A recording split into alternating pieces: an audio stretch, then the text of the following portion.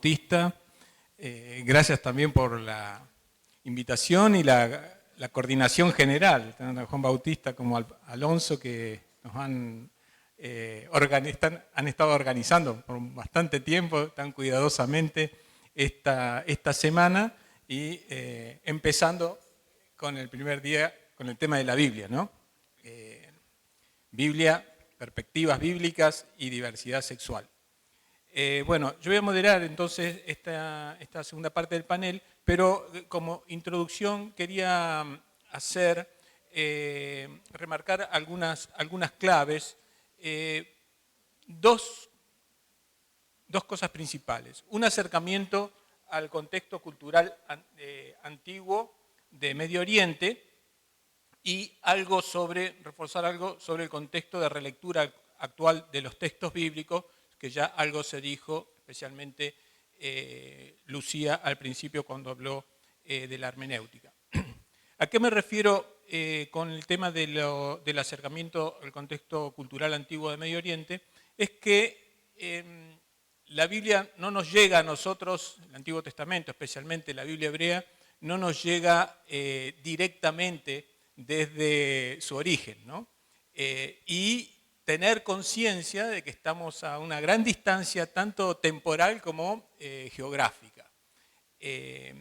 Y reconocer que esas tradiciones antiguas de Medio Oriente a nosotros nos llegaron por el tamiz, un caminito que se hizo a través de la cultura greco-latina y particularmente europea, occidental, judeocristiana, ¿no? Entonces, primer punto es entender esto, que nosotros tenemos cierta dificultad en acceder a ese mundo porque no nos llega naturalmente, hay que investigarlo, hay que ponerse a estudiar para conocer todo ese trasfondo semítico, ¿no? Y por eso es tan importante tener en cuenta la antropología hebrea y la cosmovisión semítica, que no nos llega directamente.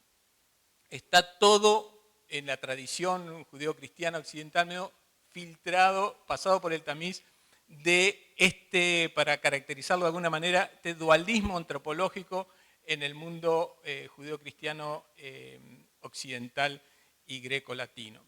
¿A qué me refiero con respecto a este dualismo antropológico? Ustedes saben que la tradición, especialmente a partir de la tradición griega, se produce un poco esa dicotomía, esa confrontación entre el alma y el cuerpo y lo material, y hay como una tendencia a pensar, digamos, el alma como tendencia hacia Dios, hacia lo bueno, y entonces el cuerpo, el sexo y la carne serían como una orientación hacia el mal, y ahí está la lucha fundamental que tenemos como seres humanos. En el mundo semítico, esta perspectiva no tiene casi sentido y no se le ocurriría a un semita pensar de esa manera, ¿no? En la tradición bíblica del Antiguo Testamento hay una valorización del cuerpo, de la carne y el sexo, digamos. La palabra basar, que significa literalmente carne en el hebreo, en el Antiguo Testamento, no tiene una connotación negativa. Al contrario, es positiva, es ser persona, ser humano. Quizás tiene esa connotación de fragilidad, de ser pasajero, ¿no? de ser polvo, ser frágil, pero para nada negativa en este sentido del dualismo griego. Bueno, eso es una clave que quiero remarcar. Y lo que tenemos, también tener cuidado cuando leemos la Biblia, todo lo que hay sobre sexo, matrimonio, familia, cuestiones, por ejemplo, sobre allí la poligamia, por ejemplo, antigua, lo poco, porque no hay, digamos, la Biblia no es un libro sobre estos temas, sino que lo que se vislumbra o lo que muestra la Biblia sobre estos temas refleja más o menos lo que era la cultura común en esa región, no solamente para el pueblo hebreo, el pueblo de la Biblia, sino también para los pueblos vecinos en general. Y, digamos, lo que vemos ahí no necesariamente representa modelos de vida, ¿no? Porque si vemos las cosas que hay en relación con la familia, el matrimonio o las cuestiones de sexo, no son buenos ejemplos. Quizás esto para darnos cuenta que justamente cuando uno lee la Biblia tiene que ver cuál es el mensaje de la Biblia, y los escritores bíblicos efectivamente no se enfocaban específicamente en esos temas, sino que lo poco que hay tiene que ver o refleja esta cultura popular del medio. Y una de las cosas que algo ya mencionó Renato es la cuestión, por ejemplo, del patriarcado, que está muy marcado en toda la región. Y yo voy a poner un breve ejemplo solamente para recordar, digamos, ¿no? Por ejemplo, el relato, en lo que se llama en hebreo la atadura de Isaac, ¿no? Donde Dios le pide a Abraham que sacrifique a su hijo en ofrenda. Eso a nosotros hoy nos parece una cosa de locos, a nadie se le ocurriría, y si a alguien se le ocurre, le parece que está loco o directamente lo denuncian como una apología del delito, no sé. Pero en el contexto antiguo no es que era una práctica común, sino que eventualmente había situaciones extremas y de catástrofes que se podía hacer eso. Pero hay que marcarlo dentro de esta cuestión del patriarcado, donde los niños y las mujeres también son propiedad del varón, primero del padre, después de los hermanos, después incluso de los hijos, ¿no? Entonces, en ese contexto, digamos, sería normal, o entre comillas, esto, y esto es muy importante tener en cuenta, porque nosotros estamos en otra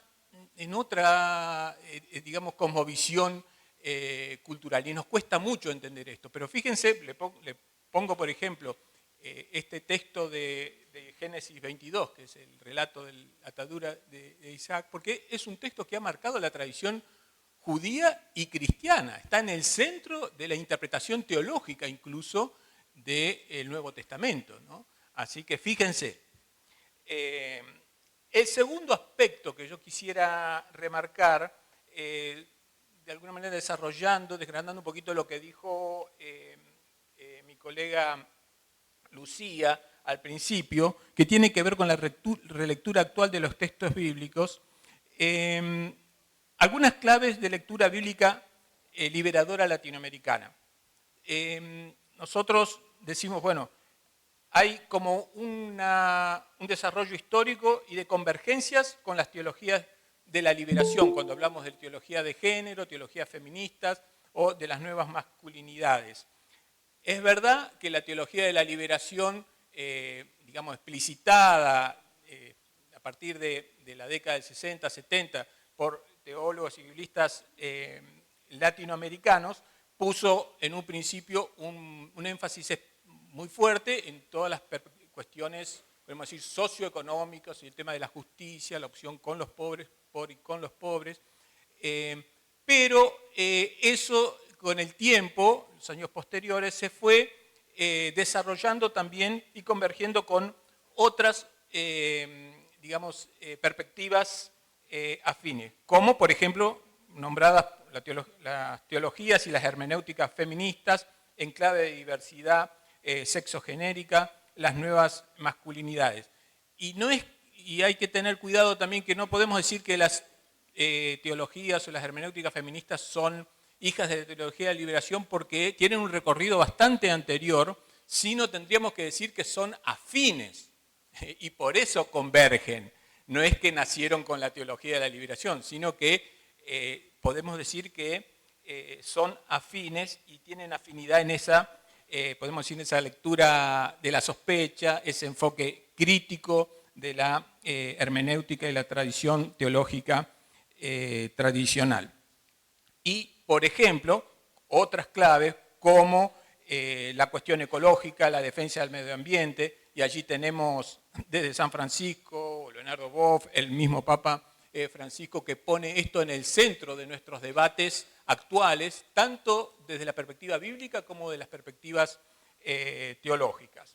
Y yo agrego, muy brevemente, porque tenemos poco tiempo, pero muy brevemente, otra clave como es la cuestión actual, ¿no? Como es la cuestión del diálogo intercultural e interreligioso de una perspectiva pluralista. En nuestros contextos latinoamericanos eso tiene mucha relevancia para el diálogo, por ejemplo, con los pueblos originarios y también con otras religiones, e incluso en el diálogo con no creyentes, etc.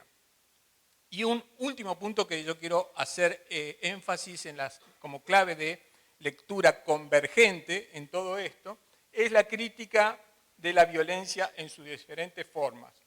Porque parece mentira que hasta el día de hoy todavía se utilizan textos bíblicos y hermenéutica bíblica para producir masacres y genocidios y utilizar la Biblia o el nombre de Dios para guerras santas, este tipo de cosas. Así que creo que tenemos que ser muy cuidadosos en esto, porque también hay un debate y hay una tensión en las lecturas y en el acercamiento hacia la Biblia. Bueno, esto es el resumen de lo que yo quería decir como introducción a esta segunda parte del panel, este acercamiento al contexto cultural antiguo de Medio Oriente y esta pequeña mención del contexto de relectura actual de los textos bíblicos en las diferentes claves que tenemos actualmente. Y ahora entonces le voy a pasar la palabra a nuestra querida colega Lucía Riva, y ella nos va a presentar el tema interpretaciones bíblicas desde las diversidades sexuales, orígenes, posibilidades y desafíos para las comunidades cristianas. Muchísimas gracias, Lucía. Bueno, como ya me presenté antes, empiezo directamente, simplemente decir que saqué lo de los orígenes porque ya tenemos demasiado poquito tiempo, entonces entro directamente al tema. Voy leyendo para hacerlo más rápido, pero me detengo en algunas cosas que me parecen importantes, ¿sí? En casi todos los estudios de teología queer o teologías desde y para las diversidades sexuales, hay algún apartado sobre el lugar que ocupan los textos para hacer dichas teologías. Esto ocurre no solo porque la Biblia es una fuente fundamental para el quehacer teológico, sino por la importancia que aquellos que se oponen a la diversidad sexual les dan a ciertos pasajes bíblicos para fundamentar su rechazo y su condena. Como contrapartida, los teólogos queer o aquellos que, sin entenderse como tales, empatizan con dichos posicionamientos, deconstruyen esas lecturas condenatorias, señalando distintos motivos para tal deconstrucción.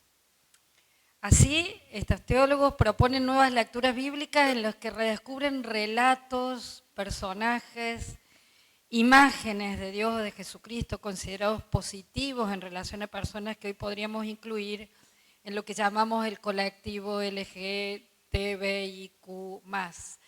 Por si acaso alguien no sabe con precisión qué es, lesbianas, gays, travestis, transexuales, o trans en general, travestis, transgénero, transexuales, bisexuales, intersex, queer.